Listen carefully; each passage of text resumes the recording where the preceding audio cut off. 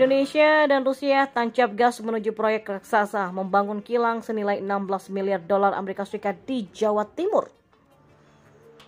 Perang Rusia-Ukraina tidak menghalangi langkah Indonesia untuk terus melanjutkan kerjasama dengan Moskow. Salah satu kerjasama yang dimatangkan pada saat Presiden Jokowi mengunjungi Rusia pada akhir Juni kemarin adalah proyek raksasa kilang minyak senilai 16 miliar dolar Amerika Serikat.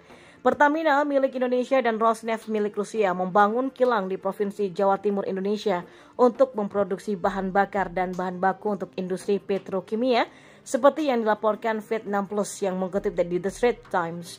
Sumber dari pejabat tinggi Indonesia mengatakan pihak Rusia telah bernegosiasi untuk mendapatkan tax holiday. Ya, sejauh ini proyek ini terus berjalan di jalurnya, kata pejabat itu. Rosneft bekerja sama dengan Pertamina membentuk perusahaan patungan yang diberi dengan nama PT Pertamina Rosneft Pengolahan dan Petrokimia atau PRPP. Kelak keduanya akan mengelola New Grass Refinery Road atau NGRR Jawa Timur di Kota Tuban dan direncanakan punya output 229.000 barel per hari untuk bensin, solar, dan juga bahan bakar lainnya.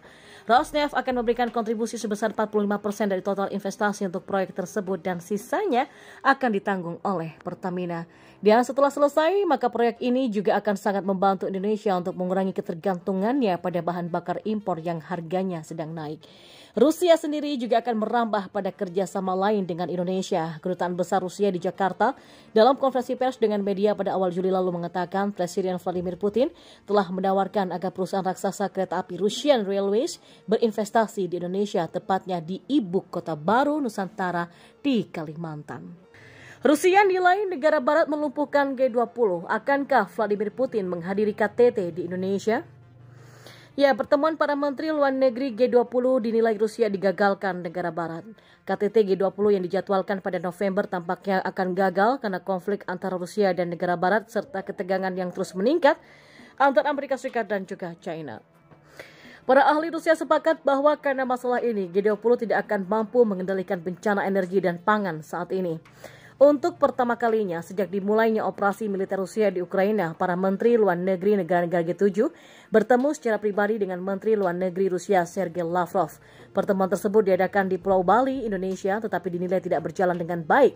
Yang pertama, untuk pertama kalinya dalam sejarah, pertemuan antara diplomat G20 para peserta menolak untuk berfoto bersama.